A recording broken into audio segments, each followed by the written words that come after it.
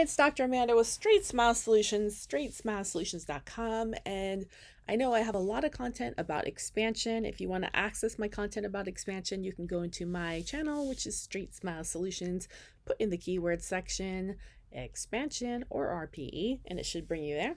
Upper expansion, lower expansion, fixed expansion, removable expansion, aka a Schwartz, a Hyrax, a mini Hyrax, all the different little dadooties you can put on it to bling it out, to make it do things. Got all those videos. Anyways, today we're going to talk about why we have a lot of videos on expanding the lower arch with a Schwartz or a Williams or a Flea, and why you do it. You don't always have to do it. But sometimes it's good to do it. Remember, the lower arch does not have a suture, so it's just tipping. So yes, you can accomplish that with braces. Yes, you can accomplish that with aligners, but sometimes when you are in mixed dentition or early mixed dentition, and they're in this phase where they're not about to lose any teeth anytime soon, and you've got a really constricted upper jaw, and maybe the patient's having a lot of SDB symptoms and really struggling, and you really want to get that, and mouth breathing, and you're growing funny, and maybe you really want to get that expansion, skeletal expansion going to help this kid breathe better, right? But in order to expand the upper arch enough to resolve the crowding, to remodel the palate, to give enough space for the tongue, et cetera, as far as we usually expand to ideal. Sometimes if there's crowding on the bottom, we also have to expand the bottom. Or if we don't do that, yes, you could do it later in phase 2 with braces or aligners. But if we don't do that right now, then if we expand the upper arch to the right width, the patient is going to be in a Brody bite or a scissor bite, and they're really going to be unable to function, and that's not good. So that's where the lower Schwartz or Williams or Flea comes in, just to help finish up that case, give the patient a nice balanced wide bite on top and bottom at the end. So what I wanted to talk about, well, some people have told me, why don't you just throw braces on the bottom? Who cares if there's 6 baby teeth? You can. So, would I do that? Yeah, I've done it. It's case timing. So you can't do it in someone that's either missing a bunch of teeth, because we need to bond to the lower teeth in order to upright those teeth, right? So that's going to help us do that. So, the goal is to upright the teeth, and maybe the bone comes out a little bit too. Who knows? I don't know. But the goal is to have something to bond onto. So, we go permanent brackets on the permanent teeth, and then the baby teeth, we just act like they're permanent teeth, and we throw a wire in. And that way we can widen it out while this widens out, and they get something to chew on. So, and it accomplishes pretty much the same objective as a Schwartz or a Schwartz or a Williams or a Flea, without the lab fee cost. That's the ultimate reason. And it's fixed for those parents that really want fixed. And there's nothing to turn. So, because, it's just activated, it's braces, and it's cool. Because, but who doesn't want braces, right? So, yeah, that's the reason for that. But, have I done a lot of these? No. The reason why I didn't do those is because I tended to have a patient population that tended to disappear. I had a lot of those, like migrant workers and maybe less responsible parents. It was a lower income kind of offices I was working at, trying to help out the community. Great people, but not so responsible patients.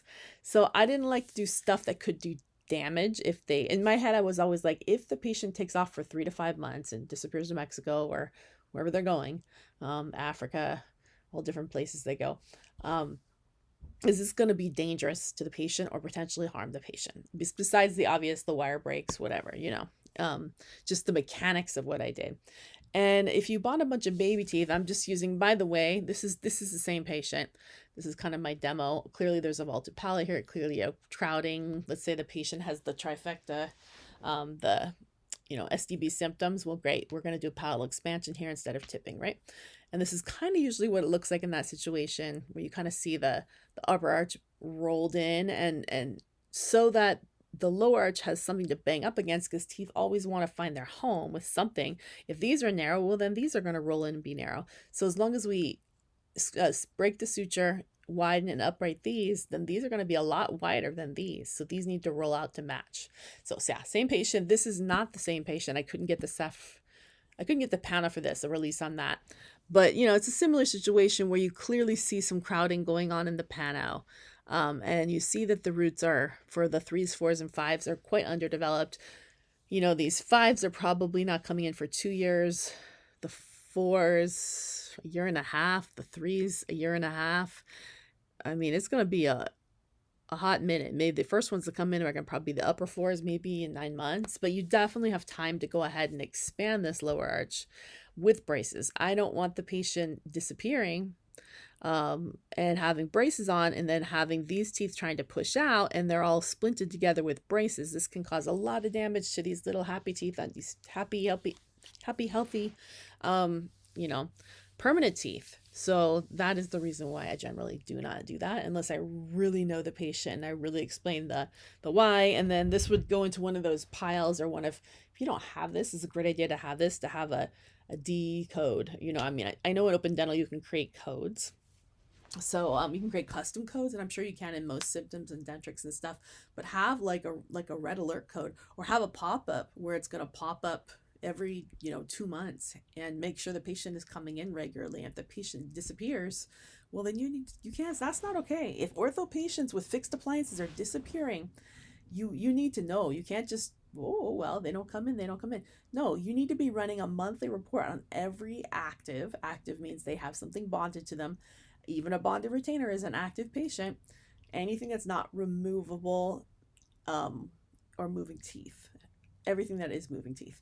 So, or anything that's glued to teeth. So you need to run the report, make sure they're coming in for their frequent recall visits, which might be every 2 months, 3 months, 6 months, whatever recall visit you gave them to check on it. Sometimes it coincides with their cleaning visit, sometimes it doesn't, but they still need to come in just to make sure no damage is being done. So if you fail to make sure these patients come in, and of course, if sometimes you call and you email and you text and you have to document all that after a few attempts, maybe in a week or two, then you're going to move on to the written letter. And then beyond that, you need to do the certified written letter, warning them that they need to come in. They get 30 days to come in, otherwise they will be dismissed, and you'll gladly transfer their records to another provider. So you need to wipe your hands of them, because it's a legal liability if you do not. It's called patient abandonment. All right, thanks so much.